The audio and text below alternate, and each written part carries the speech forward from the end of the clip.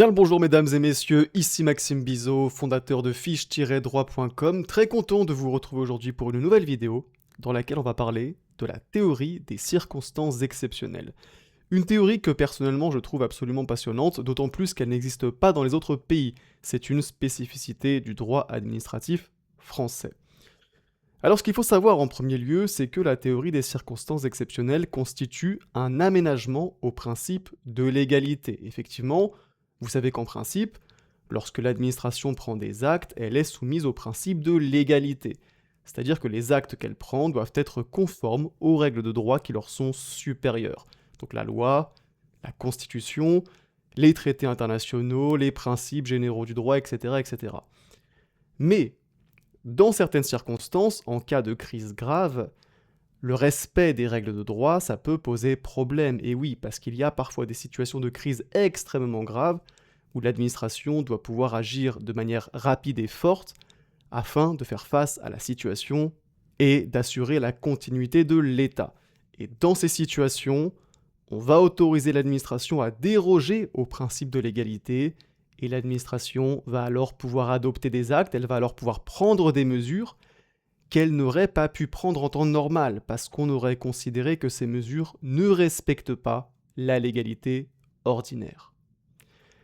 Et donc il y a différents régimes qui vont permettre à l'administration de déroger à la légalité ordinaire en cas de circonstances exceptionnelles. Il y a d'abord 3 régimes prévus par les textes.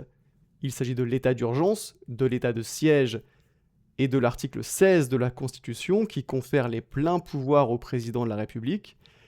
Et il existe aussi un régime jurisprudentiel créé par la jurisprudence du Conseil d'État. C'est la fameuse théorie des circonstances exceptionnelles qui est le sujet de cette vidéo. Alors la théorie des circonstances exceptionnelles, elle permet à l'administration, dans certaines situations de crise, donc par exemple en cas de guerre, en cas d'émeute ou encore de catastrophe naturelle, on en reparlera dans la suite de cette vidéo. Donc cette théorie, elle permet à l'administration, dans ces situations-là, de prendre toutes les mesures nécessaires au regard de la situation, même celles qui auraient été illégales en temps normal. En fait, l'idée c'est, bon là, on fait face à une crise vraiment très grave, donc on autorise l'administration, pour faire face à cette crise, à prendre toutes les mesures qui sont indispensables au regard de la situation. L'essentiel, c'est de préserver l'ordre public et d'assurer la continuité de l'État, et tant pis si les mesures que prend l'administration ne sont pas conformes aux règles de droit qui s'imposeraient à elle en temps normal. Donc en fait, dans la théorie des circonstances exceptionnelles, il y a une idée de pragmatisme. En principe, l'administration est soumise au principe de l'égalité, mais en cas de circonstances vraiment exceptionnelles, le principe de l'égalité s'assouplit pour permettre à l'administration d'avoir une plus grande liberté d'action. Donc, l'administration va pouvoir prendre toutes les mesures nécessaires au regard de la situation. Et plus précisément, l'administration va donc être autorisée à ne pas respecter des règles de compétence, de procédure, de forme ou même de fond. Exemple, non-respect des règles de compétence, par exemple, un décret du président de la République suspendant l'application d'une loi. C'est l'hypothèse du célèbre arrêt Herriès de 1918. Donc un décret qui suspend l'application d'une loi, en principe, ce n'est pas possible, puisque c'est bien évidemment le législateur qui a la compétence de suspendre l'application d'une loi, et non le président de la République.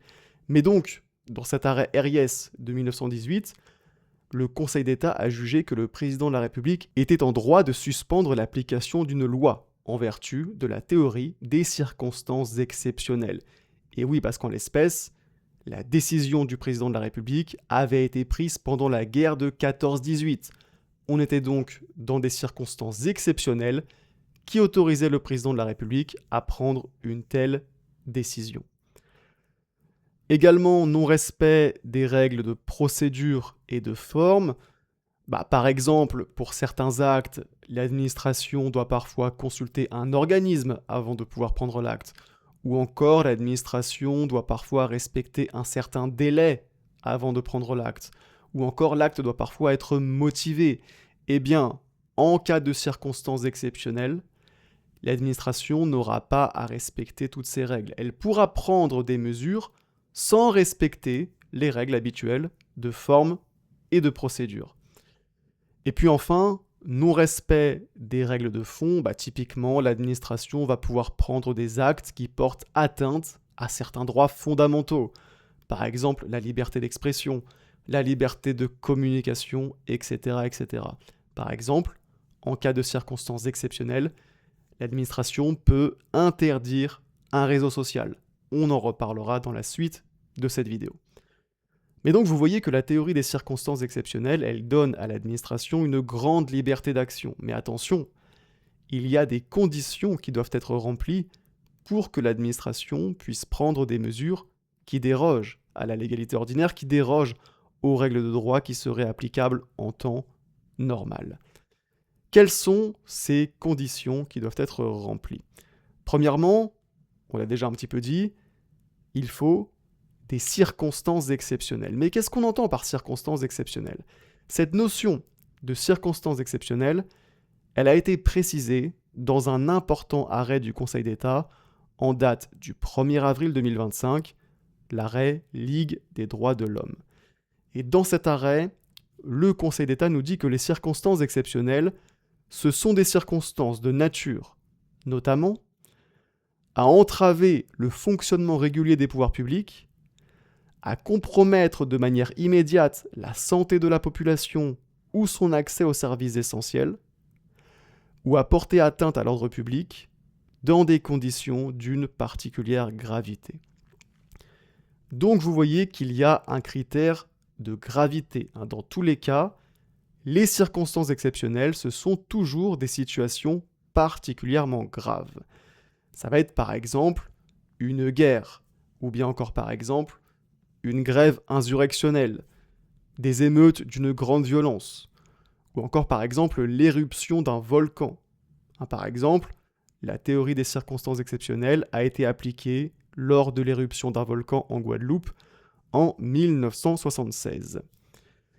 Donc, première condition, des circonstances exceptionnelles particulièrement graves. Deuxième condition, l'administration doit être dans l'impossibilité de surmonter ces circonstances en respectant la légalité ordinaire.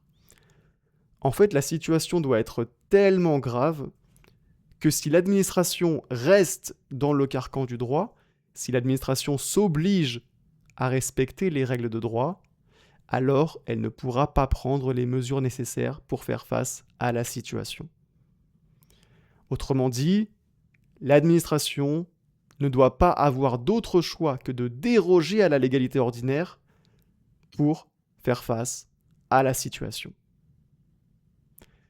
Et puis enfin, dernière condition, les mesures prises par l'administration doivent être absolument indispensables au regard des circonstances.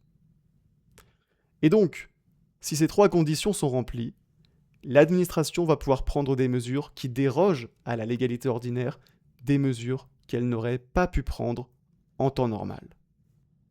Maintenant, ceci étant dit, il y a un dernier point qu'il faut qu'on évoque, c'est le point de l'articulation entre la théorie des circonstances exceptionnelles et les régimes textuels d'exception. Puisqu'effectivement, outre la théorie jurisprudentielle des circonstances exceptionnelles, il existe aussi, comme je vous l'ai dit précédemment, des régimes prévus par les textes qui ont vocation à s'appliquer dans des hypothèses similaires, à savoir en cas de guerre, d'émeute, etc., etc. Ces régimes, ce sont pour rappel l'état d'urgence, l'état de siège et les pleins pouvoirs de l'article 16 de la Constitution. Mais la question qui se pose alors, c'est est-ce que la théorie des circonstances exceptionnelles peut s'appliquer simultanément à un régime textuel d'exception? Et la réponse à cette question nous a été donnée par le Conseil d'État dans son arrêt Ligue des droits de l'homme du 1er avril 2025. Cet arrêt est donc décidément très important. Dans cet arrêt, le Conseil d'État nous dit que l'utilisation d'un régime textuel d'exception en l'espèce l'état d'urgence, ne fait pas obstacle à ce que l'administration prenne, sur le fondement de la théorie des circonstances exceptionnelles, d'autres mesures que celles prévues par le régime textuel d'exception, lorsqu'aucune de celles-ci n'est de nature à répondre aux nécessités du moment. Et donc ainsi, la théorie des circonstances exceptionnelles peut être mise en œuvre simultanément à un régime textuel d'exception si la situation l'exige. Alors qu'est-ce qui s'était passé en l'espèce ? En l'espèce, le gouvernement avait déclenché l'état d'urgence en Nouvelle-Calédonie au moment des émeutes qui ont secoué l'île en 2024. Et le Premier ministre, à l'époque Gabriel Attal, souhaitait aussi suspendre le réseau social TikTok parce que les émeutiers se servaient de TikTok pour commettre leur violence et pour inciter à la violence. Sauf que l'état d'urgence n'autorisait la suspension d'un réseau social que dans le cas où son utilisation provoque la commission d'actes de terrorisme, ce qui n'était pas le cas en l'espèce puisqu'il s'agissait d'émeutes. Donc oui, c'était violent, mais c'était pas du terrorisme. Et donc Gabriel Attal, il était bien embêté. Il voulait suspendre TikTok, mais l'état d'urgence ne lui permettait pas de le faire. Et donc la solution qu'il a trouvée, ça a été d'invoquer la théorie des circonstances exceptionnelles pour pouvoir suspendre TikTok pour des motifs extérieurs au terrorisme. Et le Conseil d'État, dans son arrêt Ligue des droits de l'homme du 1er avril 2025, a jugé que le Premier ministre était en droit d'invoquer la théorie des circonstances exceptionnelles pour prendre cette mesure, même si l'état d'urgence avait été déclenché, étant donné que l'état d'urgence ne permettait pas de prendre cette mesure. Voilà, cette vidéo sur la théorie des circonstances exceptionnelles est maintenant terminée, j'espère qu'elle vous aura plu. Si c'est le cas, n'hésitez pas à mettre un petit like, pour vous c'est peut-être pas grand chose, mais moi ça m'aide beaucoup à faire connaître mon travail à plus de monde. Et sur ce, on se dit à très bientôt pour une prochaine vidéo.